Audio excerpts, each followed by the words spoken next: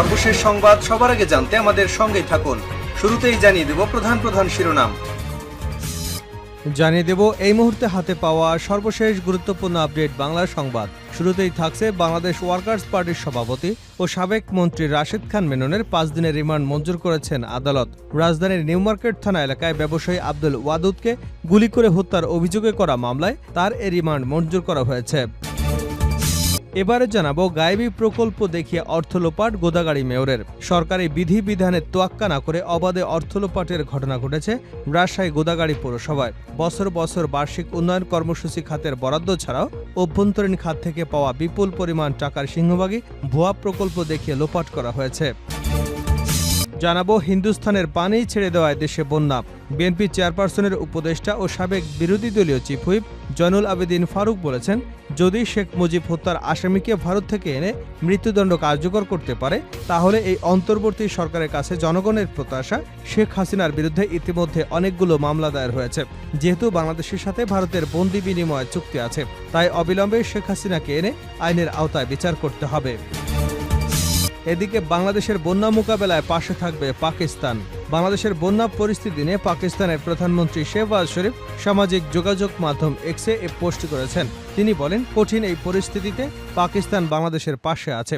শুক্রবার দুপুরে শেহবাজ শরীফ তার এক্স অ্যাকাউন্ট থেকে পোস্ট করেছেন। জানিয়ে দেব শেখ হাসিনার বিরুদ্ধে মামলার সংখ্যা অর্ধশতাধিক। ছাত্র জনতার আন্দোলনের মুখে গত 5 আগস্ট দেশ ছাড়েন সাবেক প্রধানমন্ত্রী ও আওয়ামী লীগ সভাপতি শেখ হাসিনা। পরে নোবেল বিজয়ী ডক্টর মোহাম্মদ ইউনূসকে প্রধান করে একটি অন্তর্বর্তীকালীন সরকার গঠিত হয়। এরপর থেকেই শেখ হাসিনার বিরুদ্ধে মামলা করা শুরু হয়েছে। আওয়ামী লীগ সভাপতির বিরুদ্ধে গত বুধবার 13টি, মঙ্গলবার 10টি, সোমবার 6টি, রোববার 5টি এবং এর আগে আরও 9টি সহ মোট 51টি মামলা করেছেন ভুক্তভোগীরা। এবং সর্বশেষ জানাবো পাপন ও নানকের ব্যাংক অ্যাকাউন্ট জব্দ। বাংলাদেশ ক্রিকেট বোর্ডের সদ্য পদত্যাগ করা সভাপতি নাজমুল হাসান পাপন ও আওয়ামী লীগ নেতা জাহাঙ্গীর কবির নানকের ব্যাংক অ্যাকাউন্ট জব্দ করেছে বাংলাদেশ ফিনান্সিয়াল ইন্টেলিজেন্স ইউনিট। এছাড়াও আওয়ামী লীগের দপ্তর সম্পাদক ও সাবেক প্রধানমন্ত্রীর বিশেষ সহকারী ব্যারিস্টার বিপ্লব বড়ুয়া, তার ভাই বিদ্যুৎ বড়ুয়া ছেলে অগ্নি বড়ুয়া এবং দিনাজপুর 6 আসনের সাবেক সংসদ সদস্য শিবলি সাদেকের ব্যাংক অ্যাকাউন্ট জব্দ করা হয়েছে। এছাড়া তাদের স্ত্রী সন্তানদের ব্যক্তিগত এবং স্বার্থ সংশ্লিষ্ট ব্যবসা প্রতিষ্ঠানের ব্যাংক হিসাব ও লেনদেন স্থগিত রাখতে বলা হয়েছে। এতক্ষণ শিরোনাম শুনছিলেন, এবার বিস্তারিত। প্রিয় দর্শক, আপনি যদি এই চ্যানেলে নতুন হয়ে থাকেন, ভিডিওটি দেখতে দেখতে চ্যানেলটি সাবস্ক্রাইব করে আমাদের সঙ্গেই থাকুন। আর এই ভিডিও সম্পর্কে আপনি আপনার মূল্যবান মতামতটি কমেন্ট বক্সে জানিয়ে দিন। আর হ্যাঁ প্রিয় দর্শক, জানিয়ে দিন ভিডিওটি কোথা থেকে দেখছেন। সাবেক মন্ত্রী রাশেদ খান মেনন 5 দিনের রিমান্ডে। বাংলাদেশ ওয়ার্কার্স পার্টির সভাপতি ও সাবেক মন্ত্রী রাশেদ খান মেননের 5 দিনের রিমান্ড মঞ্জুর করেছেন আদালত। রাজধানী নিউ মার্কেট থানা এলাকায় ব্যবসায়ী আব্দুল ওদুদকে গুলি করে হত্যার অভিযোগে করা মামলায় তার এ রিমান্ড মঞ্জুর করা হয়েছে। শুক্রবার তাকে আদালতে হাজির করে পুলিশ। এরপর মামলার সুষ্ঠু তদন্তের জন্য তাকে 10 দিনের রিমান্ডে নিতে আবেদন করা হয়। শুনানি শেষে ঢাকার মেট্রোপলিটন ম্যাজিস্ট্রেট আলী হায়দার তার 5 দিনের রিমান্ড মঞ্জুর করেছেন। গতকাল বৃহস্পতিবার রাজধানীর গুলশান এলাকা থেকে রাশেদ খান মেননকে গ্রেপ্তার করা হয়েছে। নিউ মার্কেট থানার একটি হত্যা মামলায় তাকে গ্রেপ্তার দেখানো হয়। আওয়ামী লীগ নেতৃত্বাধীন 14 দলীয় জোটের অন্যতম শরিক দল ওয়ার্কার্স পার্টি। আওয়ামী লীগের আমলে তিনি প্রথমে বেসরকারি বিমান পরিবহন ও পর্যটন মন্ত্রী এবং পরে সমাজ কল্যাণ মন্ত্রীর দায়িত্ব পালন করেন। গায়েবী প্রকল্প দেখিয়ে অর্থ লোপাট গোদাগাড়ী মেয়রের। সরকারি বিধিবিধানের তোয়াক্কা না করে অবাধে অর্থ লোপাটের ঘটনা ঘটেছে রাজশাহী গোদাগাড়ী পৌরসভায়। বছরের পর বছর বার্ষিক উন্নয়ন কর্মসূচি খাতের বরাদ্দ ছাড়াও অভ্যন্তরীণ খাত থেকে পাওয়া বিপুল পরিমাণ টাকার সিংহভাগই ভুয়া প্রকল্প দেখিয়ে লোপাট করা হয়েছে। পলাতক মেয়র আইজুদ্দিন বিশ্বাস, সহকারী প্রকৌশলী কাম সচিব সারোয়ার জাহান এবং হিসাবরক্ষক হেলালুদ্দিন মিলে লোপাট করেছেন বলে অভিযোগ পাওয়া গেছে। সহকারী প্রকৌশলী সারোয়ার জাহান রাজশাহী নগরীর কোর্ট এলাকায় বানিয়েছেন আলিশান 4তলা বাড়ি। পলাতক মেয়র কামিয়েছেন কোটি কোটি টাকা। এসব অভিযোগ কাউন্সিলর ও পৌরবাসীর। এদিকে গত 19 আগস্ট পৌর প্রশাসকের দায়িত্ব গ্রহণ করবার পর জেলা প্রশাসনের স্থানীয় সরকার বিভাগের উপপরিচালক পৌরসভার ব্যাংক হিসেবে মাত্র 16,000 টাকা পেয়েছেন। নতুন প্রশাসক চলতি পরিষদের আমলে গৃহীত এবং বাস্তবায়িত উন্নয়ন প্রকল্প ছাড়াও অর্থ বরাদ্দ এবং আহরণ সংক্রান্ত নথিপত্র তলব করেছেন। প্রশাসক জানিয়েছেন তিনি মাত্র একদিনে অফিস করতে পেরেছেন। আগামীতে প্রকল্প গ্রহণ, বাস্তবায়ন এবং অর্থ ব্যয়ের বিষয়গুলি খতিয়ে দেখা হবে। গোদাগাড়ী পৌরসভার বাসিন্দারা বলেছেন, পৌরসভার সুযোগ সুবিধা সম্প্রসারণের বদলে পলাতক মেয়র আইজুদ্দিন বিশ্বাস, সহকারী প্রকৌশলী কাম সচিব সারোয়ার জাহান এবং হিসাব রক্ষক হেলালুদ্দিন মিলে লোপাট করেছেন সিংহভাগ অর্থ। নথিপত্র তল্লাশি করলে শত শত ভুয়া এবং গায়েবী প্রকল্প বেরিয়ে আসবে, যেগুলি সম্পর্কে পৌরসভার কাউন্সিলরও অবহিত নন। তাদের আরও অভিযোগ, বছরের পর বছর বিপুল পরিমাণ বরাদ্দ আসলেও খানাখন্দনে ভরা পৌরসভাগুলির একটিরও সংস্কার করা হয়নি। বছরের পর বছর সংস্কার না হওয়ায় সড়কগুলির অধিকাংশই চলাচলে দুর্ভোগ পোহাতে হয় বাসিন্দাদের।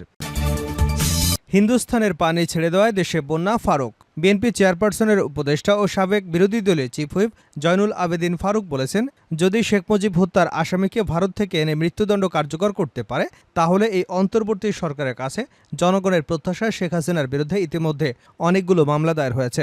যেহেতু বাংলাদেশের সাথে ভারতের বন্দি বিনিময় চুক্তি আছে, তাই অবিলম্বে শেখ হাসিনাকে এনে আইনের আওতায় বিচার করা হোক। শুক্রবার দুপুরে জাতীয়তাবাদী মোটর চালক দলের 14তম প্রতিষ্ঠা বার্ষিকী উপলক্ষে শহীদ প্রেসিডেন্ট জিয়াউর রহমানের মাজার জিয়ারত ও শ্রদ্ধা নিবেদন শেষে তিনি এসব কথা বলেন।